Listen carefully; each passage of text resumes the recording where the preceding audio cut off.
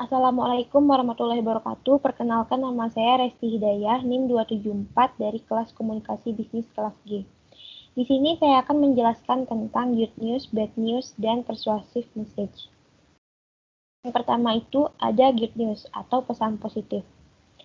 Pesan positif atau good news ini adalah pesan-pesan yang berisi pesan bisnis yang sangat diharapkan kebanyakan orang, yaitu berisikan tentang hal-hal yang menyenangkan dan menggembirakan pihak lain.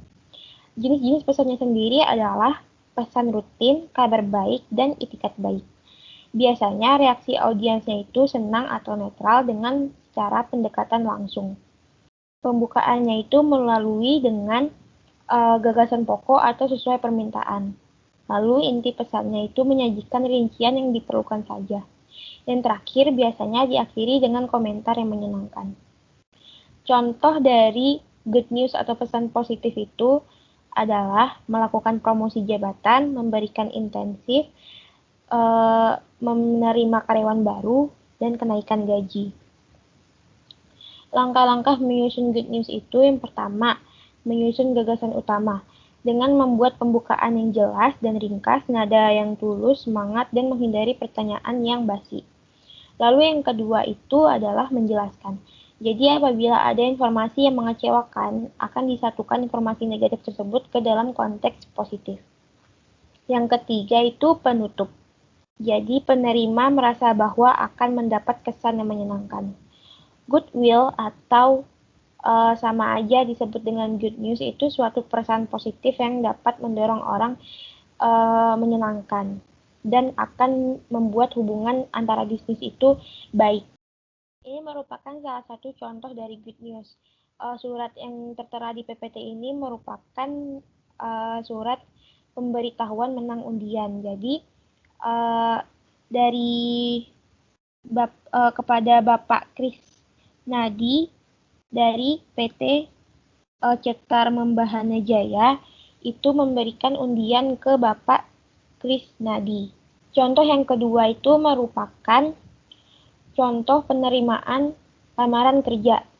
Jadi, salah satu pelamar kerja itu mendapat atau diterimanya di suatu perusahaan. Gitu. Yang kedua itu ada bad news. Jadi, pengertian dari bad news itu menyampaikan informasi yang kurang menyenangkan dengan tetap menjaga atau memperhatikan bagian dampak dari audiens.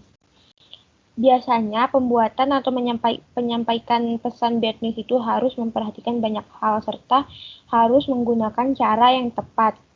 Jadi ketika menyampaikan pesan dapat dilakukan secara efektif namun tetap memperhatikan perasaan penerima pesan bad news tadi.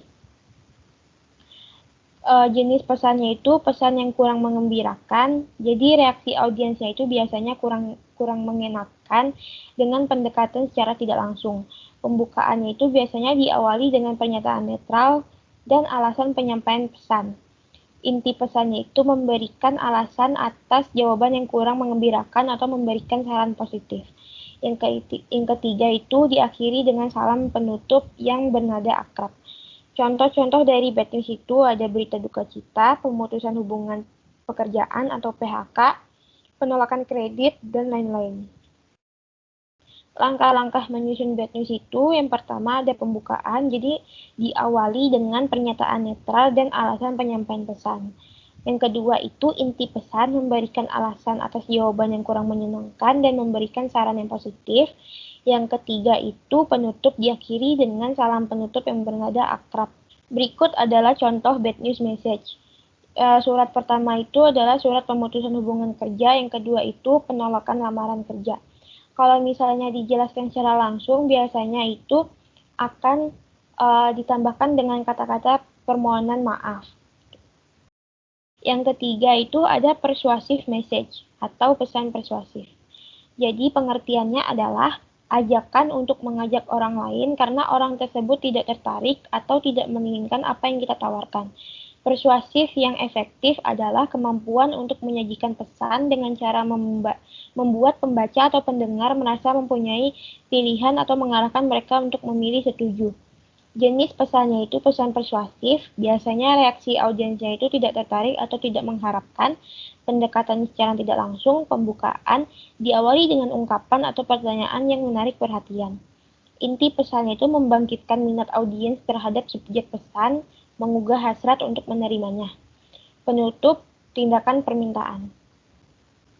Biasanya itu pesan persuasif itu, kalau semisalnya yang awalnya audiensnya itu tidak tertarik, jadi pesan persuasif ini itu agar audiensnya itu menjadi tertarik lagi. Salah satu contohnya itu ada di contoh dua surat ini. Surat yang pertama itu surat request untuk meminta rekomendasi, lalu yang kedua itu memohon bantuan infak atau sedekah.